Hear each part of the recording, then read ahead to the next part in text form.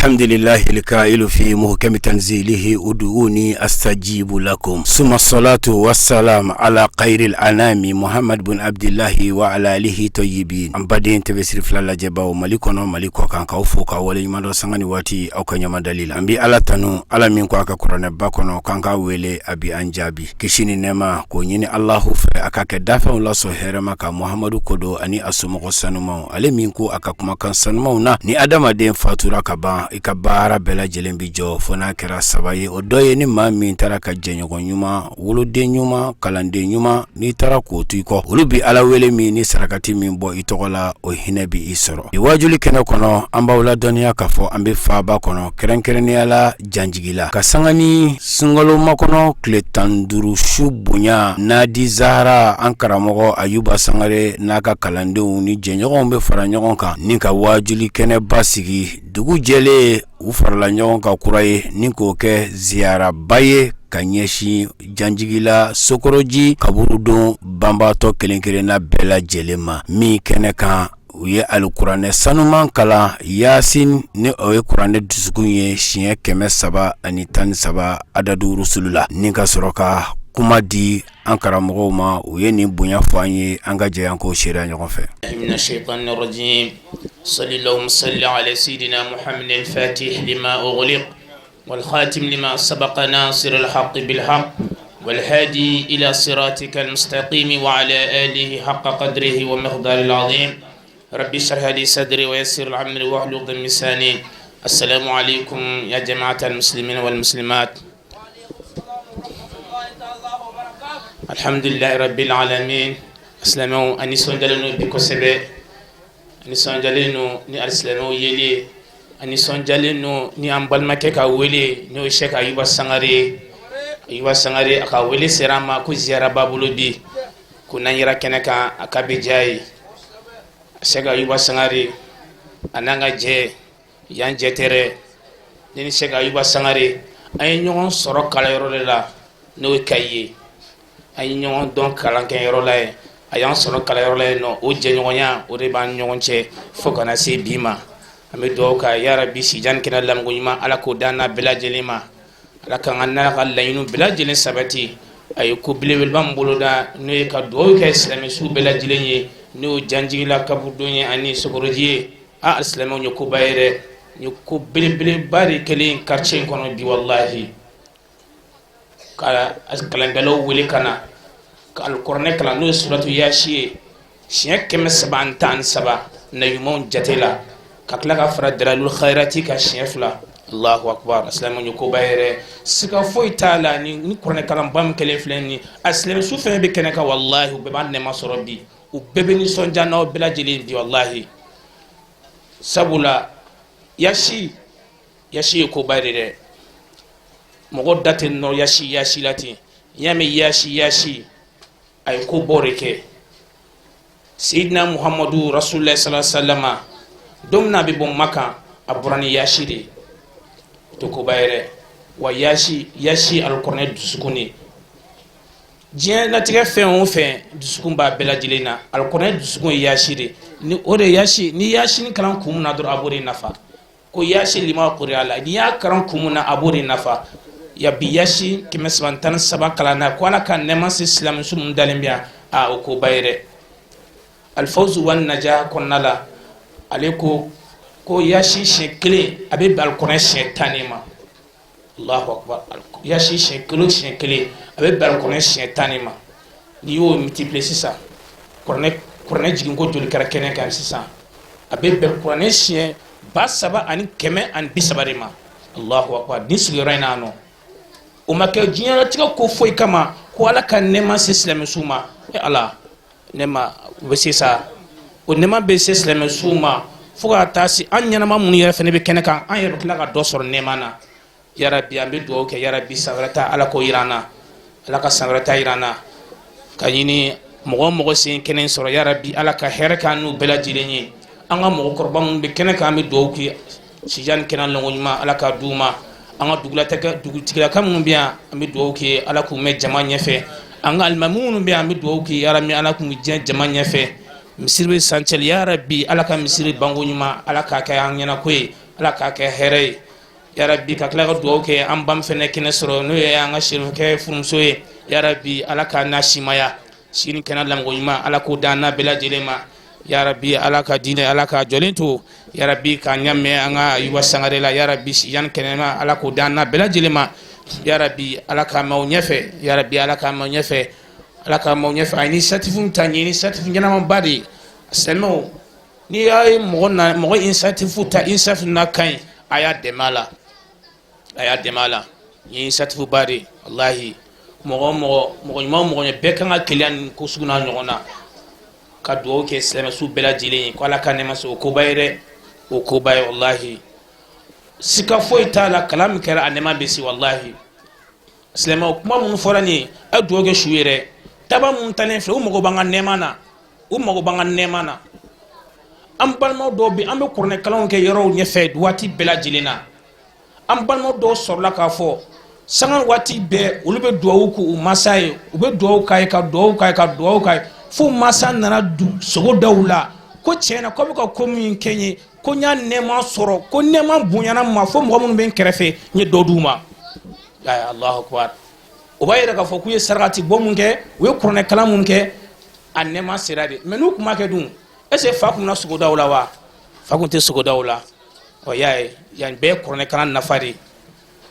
yarabi ala k'an dumuni kan ka dugawu kɛ taaba ye o y'an ma wajibi yarabi ala k'an dɛsɛ n na n'i ye dugawu kɛ mɔgɔ ye siga foyi ta n'i yɛrɛ fɛnɛ tɛ d'u ma mɔgɔ bɛ dugawu k'i yɛrɛ mɔgɔ bɛ dugawu k'i diɲɛ n'i y'a juru don a bɛ sara de inshallah ala ka laɲiniw sabati an bɛ kuma bila yɔrɔ la ala ka lamɔ ɲuman d'an ma ka dugawu kɛ jamana ala ka basigi ala k'an ka jamana basigi an ka kɛlɛkɛcɛ minnu b'an ɲɛfɛ yarabi ala k'u lakanda bijahi mustafa sallallahu alaihi wasallam alhamdulillahi rabbil alamin an karamɔgɔ Ayuba Sangare ale yɛrɛ ye kuranɛ dugawu kalan sadakallahu azimi an ka jɛ an k'o seereya ɲɔgɔn fɛ an b'u fo u ka ŋaniya ɲumanya la an bɛ dɛmɛbaga bɛɛ lajɛlen an dɛmɛ an b'a bɛɛ fo inshallah an ka ŋaniyaw sigi an bɛna dugawu kalan fitiri sera أعوذ بالله من الشيطان الرجيم بسم الله الرحمن الرحيم الحمد لله رب العالمين الرحمن الرحيم مالك يوم الدين إياك نعبد وإياك نستعين اهدنا الصراط المستقيم صراط الذين أنعمت عليهم غير المغضوب عليهم ولا الضالين صدق الله مولانا العظيم وبلغ رسوله الكريم ونحن على ما قال ربنا وخالقنا ورازقنا ومولانا من الشاهدين اللهم تقبل منا ختم القرآن وتجاوز عنا ما كان في تلاوته من السهو والنسيان أو تعريف كلمة عن موضعها أو تغيير حرف أو تقديم أو تأخير أو زيادة أو نقصان أو تعويل على غير ما أنزلته أو ريب أو شك أو تعديل عند تلاوته أو كسل أو سرعة أو زيغ اللسان أو وقوف بغير وقف أو إدغام بغير مدغم أو إزهار بغير بيان أو مد أو تجديد أو همزة أو جزم أو إيراب بغير مكان فاكتبوا منا على التمام والكمال والمعذب من كل إلحاد فاغفر لنا يا ربنا يا سيدنا لا تؤاخذنا يا مولانا ارزقنا فضل من كراه مؤديا حقه مع الأعداء والقلب واللسان وهب لنا به الخير والسعادة والبشارة والأمان ولا تختم لنا بالشر والشقاوة والضلالة والطغيان ونبينا قبل المنايا عن نوم الغفلة والكسلان وعاملنا من عذاب القبر ومن سؤال منكر ونكير ومن أكل الديدان وبيد وضوعنا يوم البعث واعتق ركابنا من النيران ويمن كتابنا ويسر حسابنا وثقل ميزاننا بالحسنات وثبت أقدامنا على الصراط واسكننا في وسط الجنان وارزقنا جوار سيدنا محمد صلى الله عليه وآله وسلم وأكرمنا بلقائك يا ديان استجب دعاءنا بحق التوراة والإنجيل والزبور والفرقان آتنا جميع ما سألناك به في السر والإعلان وزدنا من فضلك الواسع بجودك وكرمك يا رحيم يا رحمن اللهم صل على سيدنا محمد وعلى آل سيدنا محمد صاحب الشريعة والقرآن برحمتك يا أرحم الراحمين اللهم انفعنا وارفعنا بالقرآن العظيم وبارك لنا بالآيات والذكر الحكيم وتقبل منا إنك أنت السميع العليم وتب علينا إنك أنت التواب الرحيم اللهم زينا بزينة القرآن وأكرمنا بكرامة القرآن وألبسنا بخلعة القرآن وعافنا من كل بلاء الدنيا وعذاب الآخرة بحرمة القرآن وادخلنا الجنة مع القرآن وارحم جميع أمة سيدنا محمد صلى الله عليه وآله وسلم بحق القرآن اللهم اجعل القرآن لنا في الدنيا قرينا وفي قبر مونسا وفي القيامة شفيعا وعلى الصراط نورا وإلى الجنة رفيقا وبيننا وبين النار سترا وحجابا وبيننا وبين الفقر سترا وحجابا وبيننا وبين المرض سترا وحجابا وبيننا وبين العذاب سترا وحجابا وإلى الخيرات كلها دليلا وإماما بفضلك وجودك وكرمك يا أكرم الأكرمين اللهم اهدنا بهداية القرآن وعافنا بعناية القرآن ونجنا من النيران بكرامة القرآن وادخلنا الجنة بشفاعة القرآن وارفع درجاتنا بفضيلة القرآن وكفر عنا سيئاتنا بتلاوة القرآن يا ذا الفضل والإحسان اللهم ارزقنا بكل حرف من القرآن علاوة وبكل كلمة كرامة وبكل آية سعادة وبكل سورة سلامة وبكل جزء جزاء وبكل حزب حسنة وبكل نصف نعمة وبكل ربع رفعة وبكل ثمن ثناء اللهم ارزقنا بألف ألفة وبالباء بركة وبالتاء توبة وبالثاء ثوابا وبالجيم جمالا وبالآء لكما وبالخاء خلانا وبالدال دنوا وبالزال زكاة وبالراء رحمة وبالزاء زلفا وبالسين سنا وبالشين شفاء وبالصاد صدقا وبالضاد ضياء وبالطاء طارا وبالزاء زفرا وبالعين علما وبالغين غنى وبالفاء فلاحا وبالكاف قربا وبالكاف كفايا وباللام لطفا وبالميم موعظا وبالنون نورا وبالواو وصلا وبالهاء هداية وباللام ألف لقاء وبالياء يسرا وصلى الله على سيدنا محمد وآله أجمعين اللهم بلغ ثواب ما قرأنا ونور ما تلونا إلى روح سيدنا محمد عليه السلام وإلى أرواح أصحابه رضي الله عنهم أجمعين وإلى أرواح جميع الأنبياء والأولياء والمرسلين وإلى أرواح آبائنا وأمهاتنا وإخواننا وأصدقائنا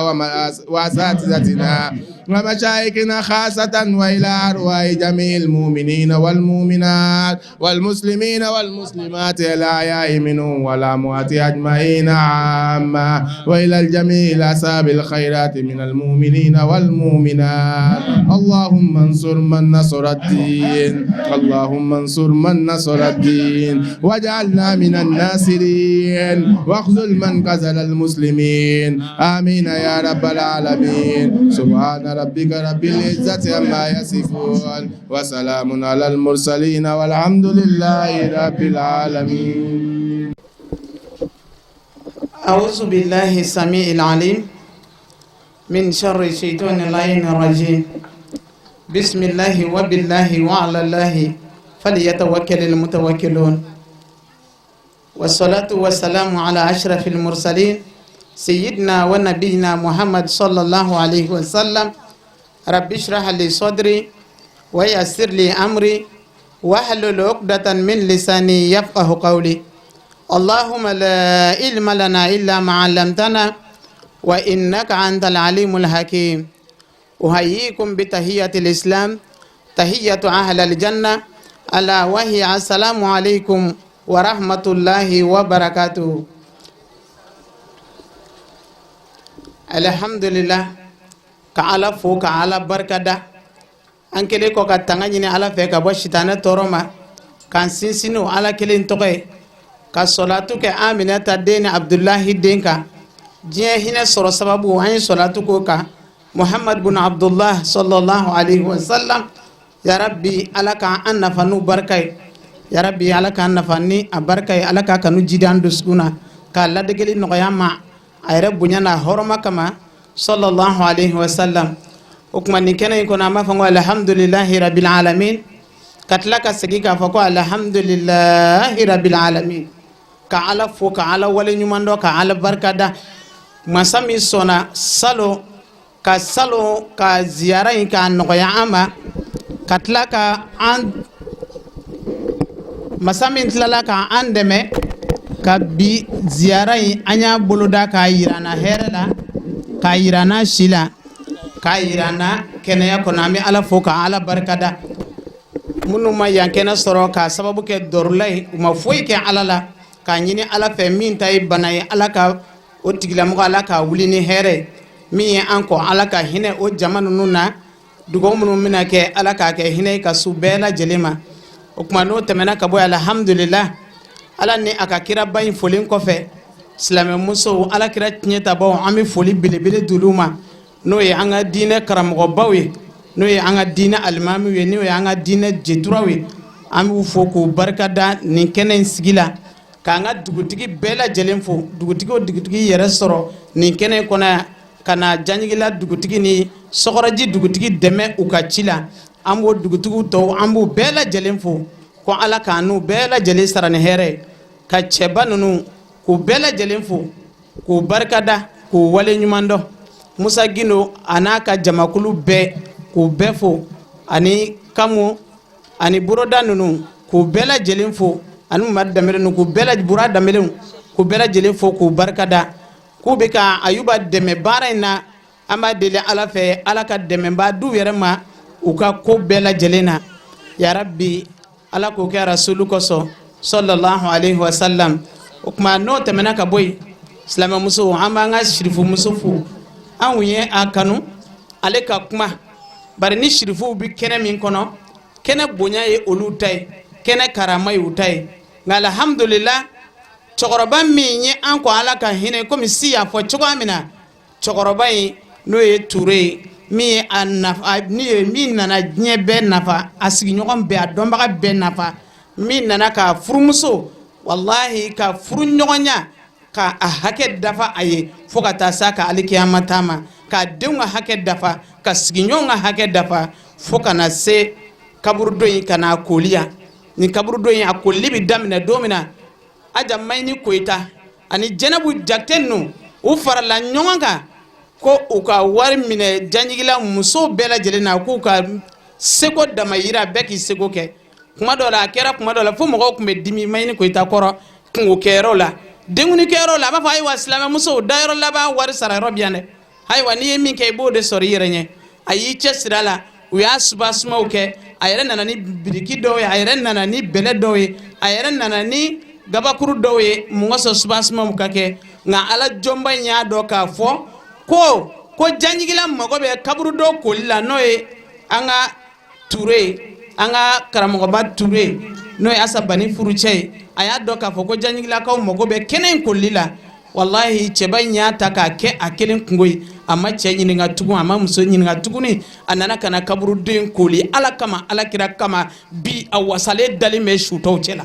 an b'a deli ala fɛ ala ka hinɛ se a n'a bɔnna ala ka hinɛ se u bɛɛ lajɛlen ma o kumana Asabani o kosɔn a ma se ka mikoro in minɛ a ma se ka kuma parce que a ka cɛkɔrɔba ka kuma minnu bɛ ka fɔ a kɛra sababu ye ka a dusukun sugolaya kuma ma nɔgɔ a ma nin waati in na an b'a deli ala fɛ hali bi ala ka limaniya ji di an n'a ye yarabi Jɛnɛba yɛrɛ an b'a deli ala fɛ hali bi ala ka yɛrɛ ni a tɔw hali bi ala k'u kanu ji di ɲɔgɔn dusukun na cɛkɔrɔba in ka du ala k'a jɔ a kɔfɛ ala k'a ka du jɔ a kɔfɛ n'o tɛmɛna ka bɔ yen alhamdulillah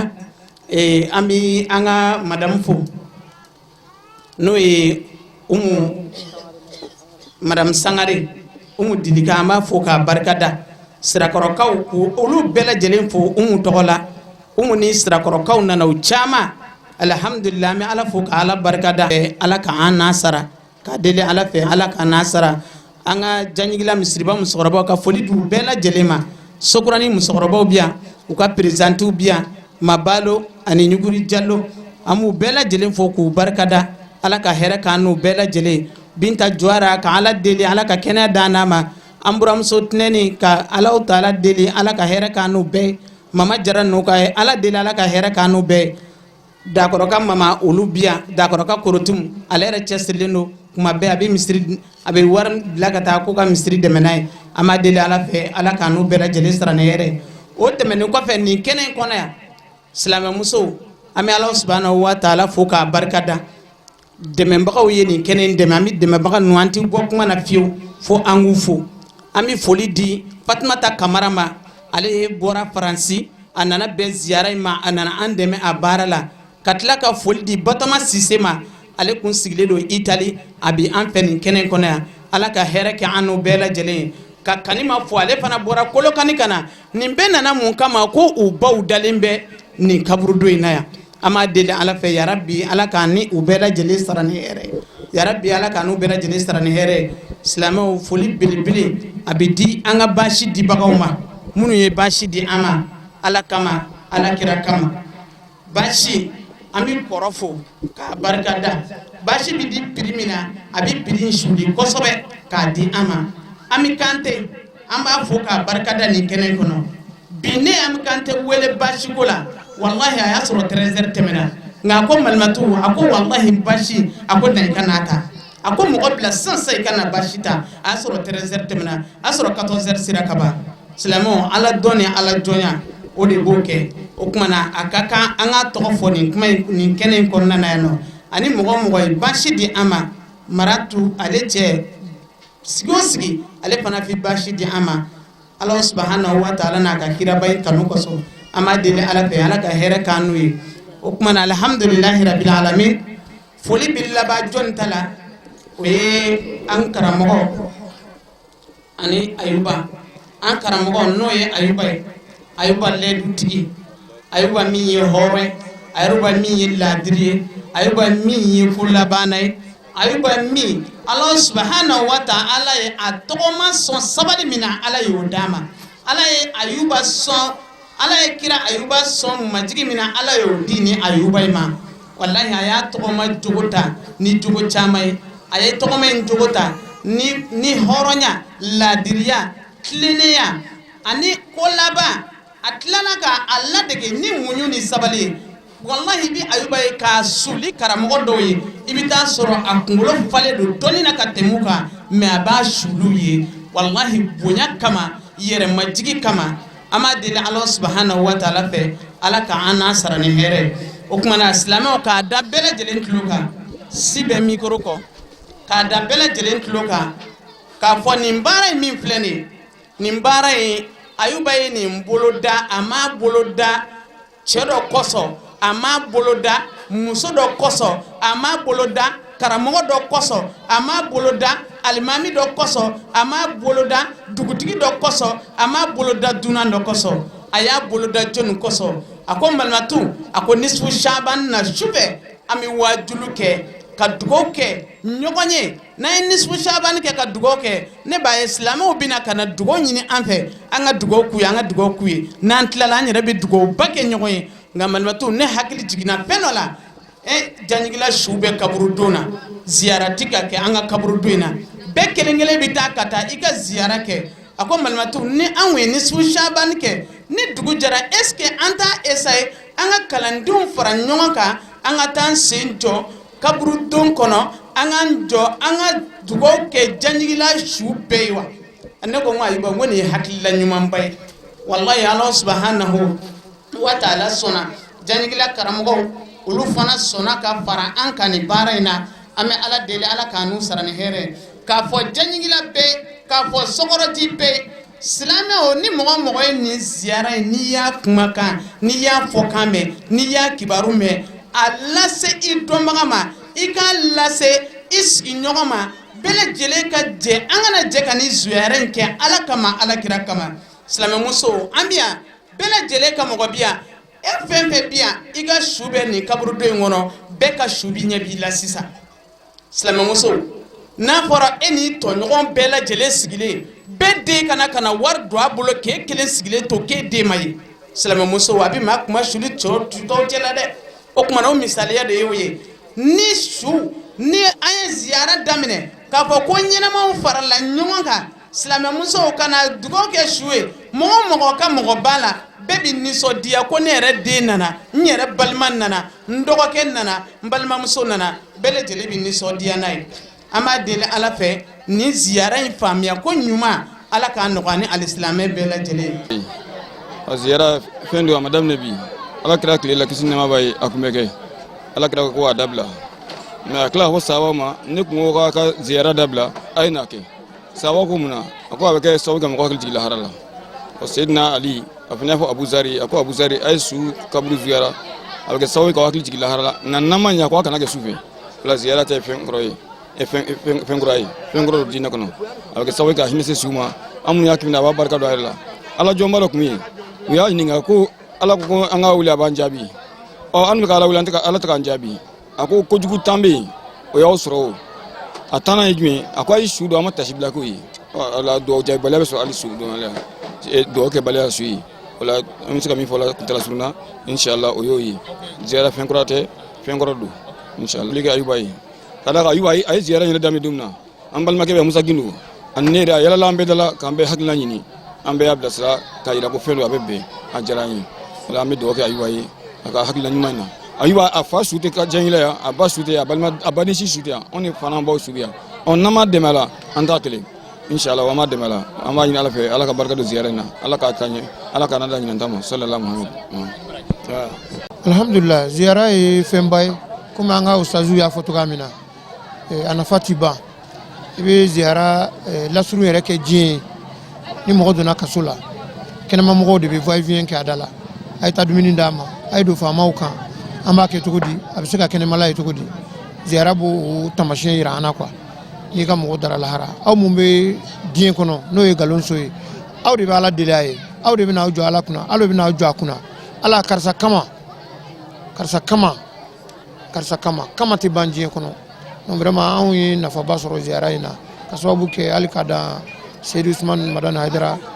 furumuso sera kɛnɛ in kan o ye kunnawoloba ye anw ma an ka imamu bɛ yan n'o ye Sori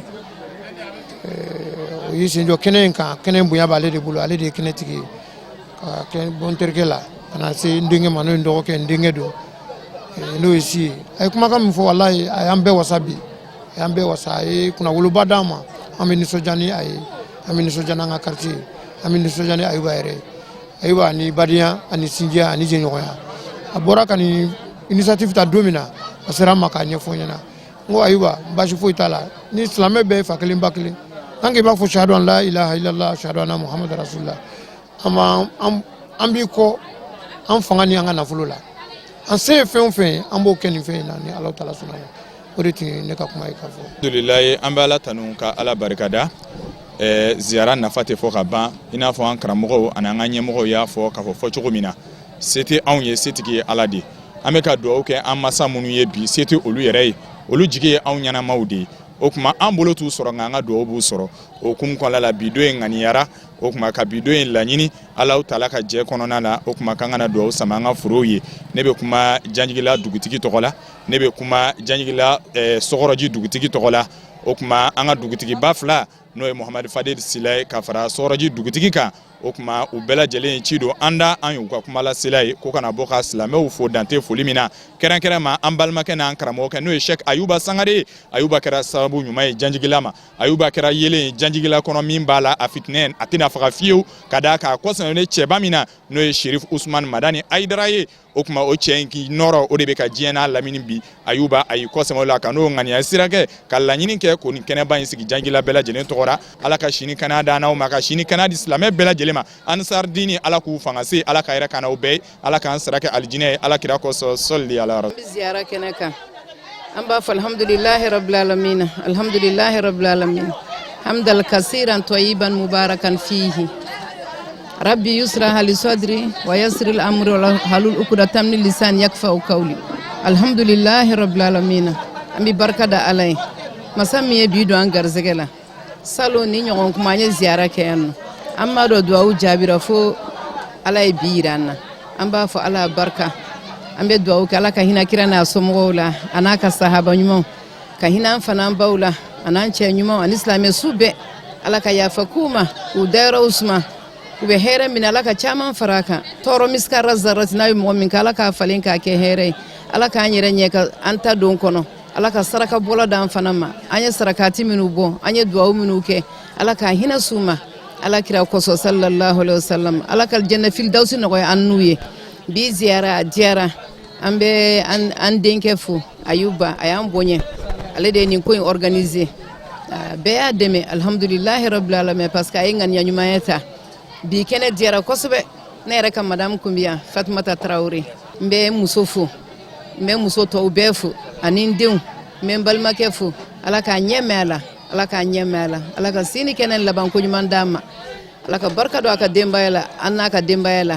Ala k'an kɛnɛya Ala ka labanw nɔgɔya k'an sutura diɲɛ na k'an sutura lahara Ala kana malo diɲɛ na Ala kana malo lahara kira bonya n'a barika salli ala rasul rabbana atina fid dunya hasanatan wa fil akhirati hasanatan wa qina azaban nar rabbana la tuzigh qulubana ba'da iz hadaytana wa hab lana min ladunka rahmatan innaka antal wahhab subhana rabbika rabbil izzati amma yasifuna wassalamu alal mursalin alhamdulillah minash shaitanir rajim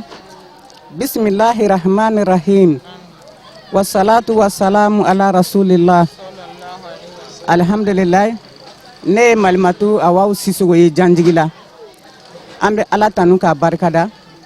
ka masaba in tanu k'a wale ɲuman dɔn ziyara ye fɛnba ye ziyara ye hakili jigi de ye k'an hakili jigi an ka suw la sababu ɲuman ye jɔnni ye o de ye Ayuba Sangare a nana ziyara don an ka quartier kɔnɔ nin so fila ye Janjigila ani Sɔkɔrɔji an b'a fo k'a barikada alhamdulillah ni donna kaburu kɔnɔ a bɛ maa hakili jigi alikiyama la k'i hakili jigi ka sukɔrɔw la ziyara ye fɛnba ye o kuma an b'a fo la k'a barikada k'a wale ɲuman dɔn nin kɛnɛ in ya rabbi ala ka ɲɔgɔn caman sigi jira ne ni aw bɛɛ lajɛlen na ala k'a k'an ye hɛrɛ ye ka hɛrɛ don jamana kɔnɔ ka hɛrɛ don quartier kɔnɔ ka hɛrɛ don silamɛ du bɛɛ kɔnɔ jamana in ala k'a kolo suma n'an ye ayuba fo an bɛ sababu ɲuman fo usumani serifu madani haidara k'a fɔ k'a n'a ka denbaya bɛɛ fo k'a furumuso senumanw fo kɛrɛnkɛrɛnnenya la min yɛrɛ bɔra an ka kɛnɛ kan yan bi n'o ye tante fatumatu tarawele ye an b'a yɛrɛ fo k'a barikada k'a ni ce ani baraji a y'a k'a yɛrɛ ye o tuma ala ka san caman ta yirana an bɛ dugawu kɛ ka fara o kan rabbana atina fi dunya hasanatan wa fil akhirati hasanatan wa qina azaban nar ربنا هب لنا من أزواجنا وذرياتنا قرة أعين واجعلنا للمتقين إماما إن الله وملائكته يصلون على النبي يا أيها الذين آمنوا صلوا عليه وسلموا تسليما صل سبحان ربك رب العزة عما يصفون والسلام على المرسلين وآخر دعوانا أن الحمد لله رب العالمين أمي كنا منك أمي الله سبحانه وتعالى كنك ami alakira sallallahu alaihi wasallam amu la degeli kenaka alhamdulillah mi ala fo ka ala wala nyumando masami sona ka kana ka ken islame ka an yere ke ka dugo ka nyere ka hakli jigi an ko mo kola ami ala fo ka barkada alakira sallallahu alaihi wasallam ala mi ngana la degeli felal nyumay ami ala fo ka ala barkada kuma mi kena min kono ame ziyara kena kono nisfu shaban no ye sungol mangono tlitan durushu lailatul bara asho ami bo ani kalandenw ani kanubagaw ani quartier mɔgɔ bɛɛ lajɛlen an bɛ bɔ ka wajulu kɛ ka dugawu kɛ ɲɔgɔn ye o tuma alhamdulilahi rabil alamin an ka sekuba ale ye n wele a ko malimatu a ko nin hakilila min nana ne na sisan a ko sura an ye dugawu kɛ ɲɔgɔn ye a ko ne sigira a ko hakili jiginna a ko an ye dugawu kɛ ɲɔgɔn ye a ko janjigila kaburu dɔ bɛ a ko su dame a ko se t'u ye dabali t'u ye dɔ bɛ o ta bɛ dugawu k'a ye dɔ ta ɲinɛnen don a kɔ dɔ bɛ o ta b'a sama dɔ ta ɲinɛnen don a kɔ malimatu a kun ka di ne ye ni an ye su in na ni an ye wajulu kɛ ni dugu jɛra i ka kalandenw wele ne bɛ n ka kalandenw wele an ka jɛ an kana dugawu kɛ silamɛ furuw ye walasa bɛɛ lajɛlen ka dɔ sɔrɔ hinɛ na bɛɛ lajɛlen ka dɔ sɔrɔ nɛɛma na o tuma ne ko ayiwa ma ko nin ye hakilila ɲuman ye an y'a da an ka kalandenw tulo kan kalandenw yɛrɛ farala an kan an y'a da alimamuw tulo kan alimamuw farala an kan k'a da quartier maa bɛɛ lajɛlen tulo kan quartier maa ɲɛnama bɛɛ farala an kan quartier kodonna bɛɛ farala an kan quartier ala kanuna bɛɛ farala an kan kalite diinɛ kanuna bɛɛ farala an kan ya rabbi o de kɛra an sekun ye yan ni kɛnɛ in ka yan kana ala subhanahu wa taala deli an ka banbagatɔ ninnu u fatura ka min t'u ni ala cɛ ka ala deli ala ka yafa u ka ala deli u fatura ka min t'u ni danfɛnw cɛ ala ka doni ta ko ɲini ala fɛ ala k'o kɛ a ka ala kira kosɔn ala k'o kɛ a ka maabaw kosɔn maa ɲuman minnu bɛ nin kaburudo in kɔnɔ hɔrɔma min b'u ni ala cɛ ala k'a k'u kosɔn ala ka minnu ye a kɛ ala la k'a fɔ ala ma ala k'u mako to ala kɛra hɔrɔma kosɔn maa ɲuman ninnu hɔrɔma kosɔn maa ɲuman minnu bɛ bɔgɔkolo in sanfɛ ala k'a k'u bonya ninnu hɔrɔma kosɔn anw cɛla maa ɲuman minnu bɛ an cɛla yan an b'a deli ala fɛ anw t'a dɔn ala de bɛ maa ɲuman dɔn anw cɛla finigolontigi dɔ bɛ i b'a sɔrɔ ka di ala ye ka tɛmɛ irishitigiw dɔ kan i b'a sɔrɔ finigolontigi dɔ bɛ yen walima irishitigi dɔ bɛ i b'a sɔrɔ fana ka di ala ye o tuma an b'a deli ala fɛ maa min ka di ala ye ala de b'o dɔn maa min bɛ ala ka sira kan ala de b'o dɔn ala k'a kɛ kamatigi bɛɛ kama k'a kɛ kosɔntigi bɛɛ kama ala k'an ka furew ala ka hinɛw na an taw ni walitaw silamɛ furew fɛn fɛn b'a fɔ la ilaha illallah sayidina muhammadu rasulullahi sallallahu alaihi wa sallama ala k'a kɛ hinɛ ka sa bɛɛ lajɛlen ma mali kɔnɔ ani mali kɔ kan yani n ka don foli la n b'a fɔ auzubillahi mina shaitani rajim bisimilahi rahmani rahim alhamdulilahi rabbil alamina ne fa ni ye kɛnɛba de kɛnɛ belebeleba ka sɔli kɛ bajo kan ni ye ala barika da i bɛ sɔli kɛ bajo kan allahumma sɔli ala sayidina muhammed el fatihi lima uguli ka walikati milima sabaka nasirili haki bili haki walhadi ila siratikal mustaqima wa ala alihi aka kadrihi wa migdari azim n ka foli bɛ nabaga bɛɛ ye fɛn fɛn nana a ka di dɔw yɛrɛ ka na u ma se ka na an ka foli bɛ bɛɛ ye yanni n ka olu fana fo n bɛ foli bila n fa ni n ba ye i b'a fɔ n ka sotigi ayuba sangare y'a fɔ cogoya min na a tɛ tɛmɛ o kan maa ka ɲɛnamaya a bɛ daminɛ ala bɛ a sababu di i fa ni ba de ma o tuma la n bɛ foli kɛ n fa ni n ba ye ala ka lahara sɔn sumaw ye o folen kɔ n b'an ka belebele fo Sheikh Sherif Usman Madani Haidara ni ne ko ne b'ale ka kuma kɛ dɔrɔn ji de bɛ kɔrɔnkɔrɔn ne kan na walayi cɛ in ye belebele de ani cɛ halisa a ka diinɛ lase la ne cɛ mana taa fɛ kuma o kuma k'a mago b'a denw na a mago bɛ ne baw yɛrɛ la a mago bɛ sherifu yɛrɛ la n'o ye Ayidara yɛrɛ ye a b'a fɔ problème foyi t'a la ko yan y'ale ka so de sinon Ayuba ye Ivoirien de a bɔra Ivoire de ka na mais bi Ayidara jɔlenba ye jigiya mun na kuma foyi tɛ ne da Ala k'a sara n'a fɔra maa ma Ala k'i sara n'a y'i tɔɔrɔ i ma ɲuman de kɛ Ala k'a sara Ala ka barika don a ka du la Ala ka barika don a ka dudenw na a ka d'a ye a ka du ka kɛ cogoya min na Ala k'a kɛ ten a rasulu bonya kama sallallahu alaihi wasallam ziyara in a ne cɛ de y'a hakilina sɔrɔ n'o de Ayuba Sangare nin y'u siɲɛ 4nan ye san o san u b'a kɛ jama bɛɛ ka fara n'i ko k'i bi bɛlɛ ta bolokɔni kelen tɛ bɛlɛ ta bolokɔni 2 de b'a ta mɔgɔ kelen tɛ ko kɛ Maɲanbugu Janjigila Sekɔrɔji n t'a dɔn a bɛ fɔ cogoya min na sa mais u bɛɛ farala ɲɔgɔn kan ka cɛ in dɛmɛ mɔgɔkɔrɔba denmisɛnnin ne bɛ welewelekan bila u bɛɛ ma k'u fo u ka cɛsiri la k'u fo u ka kɔnɔna jɛlenya la u ye Ayuba dɛmɛni mun kɛ Ala k'a sara Ala k'a sara ni ko n bɛ tɔgɔfɔ kɛ yan ni ma don finman gasi la n bɛ don jɛman gasi la n bɛ foli kɛ bɛɛ de ziyara in halisa u ka ɲɔgɔn dɛmɛ a y'a fɔ cogoya min na dɔ bɛ yen o t'a dɔn a y'a mansa kaburu bɛ yɔrɔ min na dɔ bɛ yen n'a taara ziyara peut-être fo san wɛrɛ ziyara yɔrɔ o ziyara kɛra sababu ye ka a ye dugawu lase dɔ ma o tuma la halisa an ka jɛ ka fara ɲɔgɔn kan Ayuba yɛrɛ a ka nin ŋaniya ɲumanya maa y'a dɔ ye maa m'a dɔ ye Ala b'a dɔ ye nimisa tɛ fɛn mun na o ye Ala ko de Ala ka barika don a fɛko la a musow n'o ye ne yɛrɛ ni n kɔrɔmuso ye Ala ka barika don an na denw Ala k'u kan sago ye jamana Ala k'a basigi Ala ka bɛn don jamana kɔnɔ quartier Ala k'u basigi misiri kɔnɔnaw gɛlɛya minnu b'a la Ala k'u basigi Ala k'o kɛ rasulu bonya kama sallallahu alaihi wasallam in bɛɛ lajɛlen kuncɛlen an ye kuma galama tenkun Ayuba Sangare yɛrɛ a y'a ka nisɔndiya kuma a n'a ka bonya kumaw nin kɛnɛ in bonya a n'a karama la an ka jɛ an k'o seereya ɲɔgɔn fɛ an bɛ Ala fo k'Ala tanu k'Ala barikada k'Ala waleɲuman dɔn kisi ni nɛɛma caman ɲini Ala in fɛ k'o kɛ ka kisi ni nɛɛma caman ɲini Ala fɛ k'o kɛ danfɛnw lasɔn hɛrɛma kan n'o de ye Muhamadu Mustafa ye a n'a sodenke sanumaw a n'a jɛɲɔgɔn ɲumanw ani maa o maa sɔnna k'u nɔbɔ fo ka se lahara jɔdon ma Ala k'a ka kisi n'a ka nɛɛma kɛ an n'u kan waati bɛɛ lajɛlen na alhamdulillah an bɛ kɛnɛ min kan ziyara kɛnɛ don ziyara kɔrɔ de ye ko bɔɲɔn ye faransɛkan na n'an k'a ma ko visite ziyara min don an y'a dabɔ inshallah nin y'a 4e édition ye an bɛ taa bɔ an ka suw ye sunkalomakɔnɔw fɛ n'o de ye nisu shabani ye parce que ko nisu shaban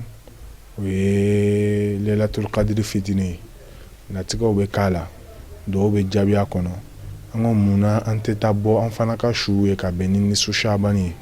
mun kosɔn ka taa Ala deli u ye tɔɔrɔya bɛ minnu kan Ala ka se ka tɔɔrɔya wuli ka bɔ o kan sabula an bɛ ka Ala kira ka sunna dɔ de ɲɛnɛmaya Ala kira ko kuntu nahaytukum an ziyaratil qubur fazuruha fa innaha tuzakkirakum bihil akhirah a ko ne Muhamadu Mustafa kun ye aw bali ka bɔ kaburu yazurali ma bi a y'a yazura sabula a bɛ aw hakili jigi alikiyama jɔdon kɔ an bɛ taa ka taa ziyara minnu kɛ ka taa bɔ an ka suw dalenw ye banbagatɔ minnu dalen i bɛ taa sɔrɔ dɔ dalen bɛ bi k'ale to ɲɛnɛmaya kɔnɔ puisque i ka se k'ale ye i ɲɛna f'i ka tɛmɛ ni intermédiaire dɔw ye i ka se k'i kungo fɔ olu intermédiaire ye mɔgɔ sɔn ci ka se ka s'ale ma mais bi o dalen filɛ kaburu kɔnɔ bi intermédiaire ko tɛ yen bi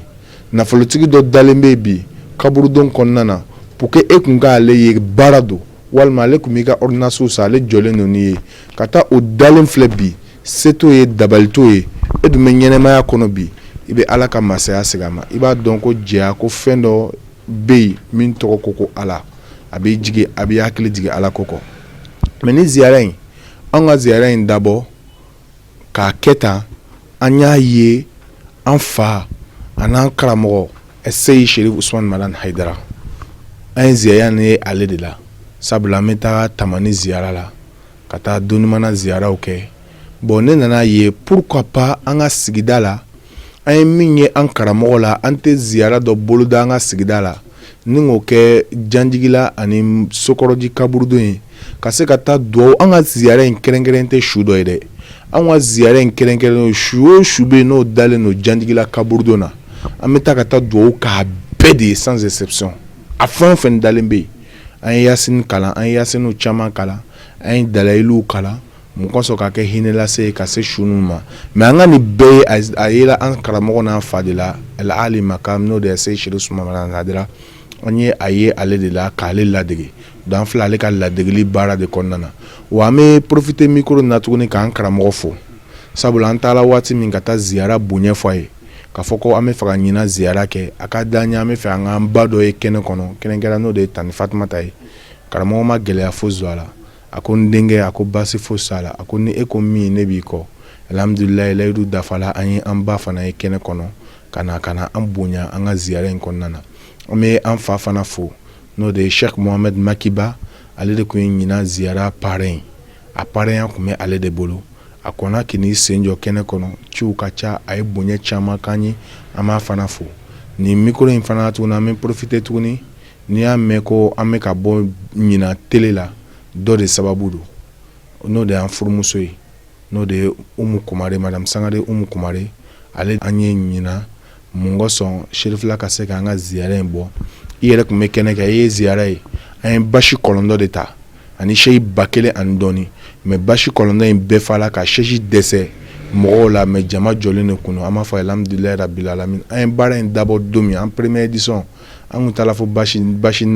mais bi an bɛ basi kɔlɔndɔ la o kɔrɔ ye ko san wɛrɛ an k'an labɛn tuguni a bɛ caya ka tɛmɛ nin bɛɛ lajɛlen kan vraiment an bɛ an dɛmɛbaga bɛɛ lajɛlen fo an bɛ nabaga bɛɛ lajɛlen fo fɛn o fɛn yela ziyara in kɛnɛ kɔnɔ min ye ji d'a ma o min ye tamaro d'a ma o min ye bɔnbɔn d'a ma o min yɛrɛ y'a seko k'an ye an bɛ bɛɛ lajɛlen fo inshallah alhamdulilayi an bɛ olu bɛɛ lajɛlen fo u fɛn fɛn y'an dɛmɛ n'o de ye Seyida Sango ye ale ni ne an jɛlen don ko caman na a ka kalanbulon an b'o fana fo o y'an dɛmɛ baara in kɔnɔna na kalanbulon fɛn o fɛn bɛ Janjigila kɔnɔna na ani Sokɔrɔji kɔnɔna na ani karamɔgɔ fɛn o fɛn b'o sigidaw la an b'u kelen kelen bɛɛ lajɛlen fo u bɛɛ lajɛlen y'u seko kɛ kabini an ye ziyara in kuma fɔ o ma kɛ Ayuba ko ye o y'a kɛ nin ye Ala ko baara de ye an bɛ fara kan cogo di an b'a dɛmɛ baara in ɲuman na vraiment an b'u kelen kelen bɛɛ lajɛlen fo inshallah an bɛ ladilikan min fɔ o de ye n ko an filɛ baara min na an bɛ Alakira Muhamadul Mustafa ka sunna de la an ka hakili to an ka tagabagaw la sabula a bɛ Alakira ka riwayaw la a bɛ k'a fɔ a ka sahaba dɔw ye a ko adamaden dɔw bɛ kɛ yen u masa fila balolen olu bɛ kɛ duwawudenw ye mais ni masa fila tɛɲɛna dɔrɔn olu bɛ kɛ dangadenw ye mais ko adamaden dɔ bɛ yen a masa fila balolen ale bɛ kɛ dangaden ye mais masa fila tɛɲɛnen ale bɛ yɛlɛma ka kɛ duwawuden ye sahabaw ko kira ma ko cogo di a ko min bɛ yen n'a masa fila balolen n'a bɛ kɛ duwawuden ye mais masa fila tɛɲɛnen kɔfɛ a bɛ kɛ dangaden ye o de ye a jantora a masa fila la o balolen a y'u bonya a y'u karama o ko fɛn o fɛn masa a y'u bɛɛ kɛ a masa nin ye mais masa nin tɛɲɛnen ka bɔ waati min a ɲɛkɔrɔ ale yɛrɛ fɛ k'a ka masa labato walima a ka masa dɛmɛni k'o banna pewu sabula u tɛɲɛna ka bɔ yen pewu a tɛ duwawu k'u ye a tɛ saraka b'u ye a tɛ hinɛ lase k'u ye Alakira ko masa ninnu bɛ to kaburu kɔnɔ o sɔn bɛ ja u bɛ danga min don a tigilamɔgɔ ma dɛ o de b'a tigi tɔgɔ bɔ duwawudenya la pewu ni ka tɔgɔ kɛ dangaden a ko min kun ye dangaden ye a masa fila balolen masa fila tɛɲɛnen n'a bɛ kɛ duwawuden o de ye a masa fila balolen a ma équipe o la a ka sira kun t'u la a m'u barika ɲini a m'u duwawu ɲini a ma ko t'u ta la fo masa fila ninnu nana tanya k'a to o baara kɔnɔna na mais masa fila ninnu tanyalen waati min Ala nana dusukun lami ka Ala ɲɛsiranya bilala a nana nimisa ne masa fila balolen ne ma se ka saraka b'u ye ma se ka o duwawu ɲini ma se ka kow k'u ye bon a ye nimisa min kɛ ka segin a kɔ masa ninnu tanyalen sufɛ a bɛ nafila seliw ye a bɛ sarakaw b'u ye a bɛ hinɛ lasew k'u ma waati bɛɛ a bɛ duwawu ɲini kɛ ka se masa ninnu ma kaburu kɔnɔ ko masa ninnu b'o nisɔndiya min sɔrɔ kaburu kɔnɔna na olu bɛ duwawu kɔmasegin min k'a tigilamɔgɔ ye ko Ala b'a tigi tɔgɔ bɔ dangadenw cɛla ni k'a bila duwawudenw cɛla masa ko tɛ tulonkɛ ko ye o de kama an ye ziyara in dabɔ mun kosɔn dɔ bɛ yen ni ziyara in tɛ an ye maa caman de sɔrɔ nin seereya in na ziyara in ko la k'a fɔ an ye ko ni ziyara in kun tɛ olu t'u masaw yɛrɛ kaburu dɔn mais ziyara in kama olu sera k'u mansaw kaburu dɔn u y'u balimaw kaburu dɔn u y'u sinju a kun bɛ dɔw kɔnɔ yɛrɛ ko peut-être ko muso yɛrɛ tɛ don hali kaburu kɔnɔna na mais ziyara in kama olu y'a faamu ko diya ko muso bɛ se ka don kaburu kɔnɔna na ka taa ziyara k'i ka mɔgɔ ye donc ziyara in dabɔkun de ye mun kosɔn minnu hakili t'u mansaw la u k'u hakili to mansaw la e t'a riwaya dɔw la ko maa si ka seli tɛ minɛ fiyewu f'i ka dugawu k'i mansa fila ye i selitɔ i tilara seli la i ka sujudu laban i bɛ tayya min kalan ka sɔli kɛ kira kan ko i kana salamu bila fiyewu dɔnnibaa dɔw ka kuma na ko f'i ka dugawu k'i mansa fila ye ko n'i ma dugawu k'i mansa fila ye farida seli min na ko i ka seli tɛ yɛlɛ ko ala mago t'a la ko sabula n'i y'a mɛn k'a fɔ k'i bɛ ka seli olu fila de kɛla i ka diɲɛlabɔ sababu ye o de kama kuranɛ b'a fɔ an ye rabbi gfirli wali walidayya warhamhuma kama rabbayani saghira seli dugawu dɔ de filɛ nin ye i tilala i ka tayya laban na i ye tayya kalan ka sɔli kɛ kira kan k'i b'a fɔ rabbi n da masa igfirli yafa n ma wali walidayya ala ani n bangebaga filaw warhamhuma ala hinɛw la k'u to kaburu kɔnɔ kama rabbayani saghira ala i n'a fɔ o hinɛla cogo min na ne la n fitinin n ka dɔgɔ waati min n bɛ bo k'u kɔ la n bɛ ɲɛgɛnɛ k'u kan n bɛ fɔnɔ k'u kan mais o bɛɛ la o tun bɛ hinɛ na ka n tɔbɔtɔ ka n bɔ n bo ni ɲɛgɛnɛ ni n fɔnɔ bɛɛ lajɛlen na o y'a sɔrɔ se tɛ n ye dabali tɛ n ye ka n tɔbɔtɔ fo ka na n kɛ bi mɔgɔ ye ala o y'o hinɛ min kɛ n ye dɛ ala n y'a ɲini fɛ i k'o hinɛ in ɲɔgɔnna lase u ma kaburu kɔnɔ donc nin ye dugawudenya taamasere dɔ ye donc ziyara in dabɔla o dugawudenya in de kama n y'o de f'i ye n k'an tɛ ɲinɛ an tɛ sɛgɛn n'i y'a mɛn bi k'a fɔ ko tele nana ka na an ka ziyara bɔ dɔ de sababu don n'o de ye an furumuso ye n'o ye madame Sangare Umu Kumare an b'a fo ale de ye nin ka ɲaɲumanya in ta sinon nin ye an ziyara ta ko naaninan ye mais a saba si tele kun b'a bɔ fɔlɔ mais ɲinan a y'i cɛsiri ka tele wele k'a k'an bolo surprise ye hali an yɛrɛ kun t'a kalama an selen de kɛnɛ kɔnɔ an y'a dɔn k'a fɔ ko a y'a bɔ nafolo min na ala kana ta yɔrɔ langoloya ala ka kɛnɛya dafalen d'a ma a hami dogolen n'a bangelen ala k'a bɛɛ lajɛlen ɲɛnabɔ a bɛ siran fɛn fɛn ye ala ka kisi a ma a bɛ hami ni fɛn fɛn ye ala k'a bɛɛ sama ka s'a ma an bɛ tila tuguni ka foli laban an masaw la dɔ tɛyanin no dɔ bɛ balolen bi an ka musokɔrɔba fɔ Abidjan n'o de ye Maimuna Sangare an b'a fo a n'a jɛɲɔgɔn bɛɛ lajɛlen ka tila ka foli laban an fa sanuma in na n'o de ye Seyid Sherif Usman Madani Haidara sijani kɛnɛya laban ko ɲuman ala k'a di an n'a ma an y'o de fɔ kuma daminɛ na an ye ziyara in ye ale de la wa fana tuguni a tilala tuguni ka an ba dɔ di an ma ɲinan min nana ka na an ka ziyara participer an b'an to tele la k'an profiter k'a ɲini karamɔgɔ yɛrɛ fɛ ni ala ye san wɛrɛ d'an a nana an ka kɛnɛw caman kan dɛ mais an ye min kanu ni ala ye san wɛrɛ d'an ma k'an si jɔ k'a kɔnɔ kɛnɛya dafalenw bɛ yen an y'a ɲini karamɔgɔ yɛrɛ fɛ n'a bɛ se ka n'a sen jɔ an ka nin ziyara in kɛnɛ kan o bɛ diya an ye kosɛbɛ insha allahu taala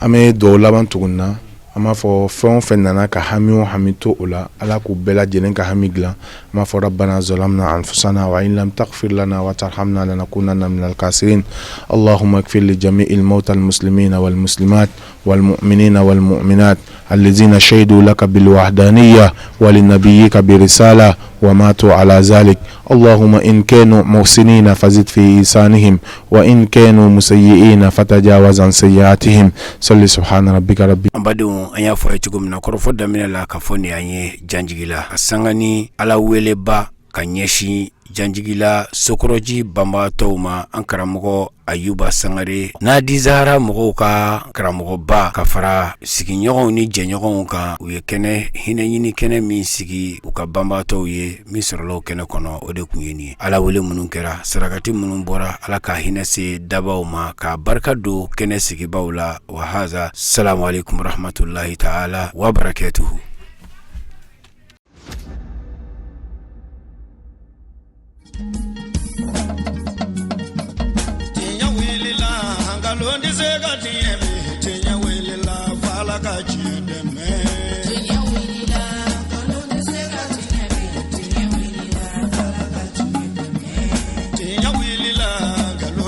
Got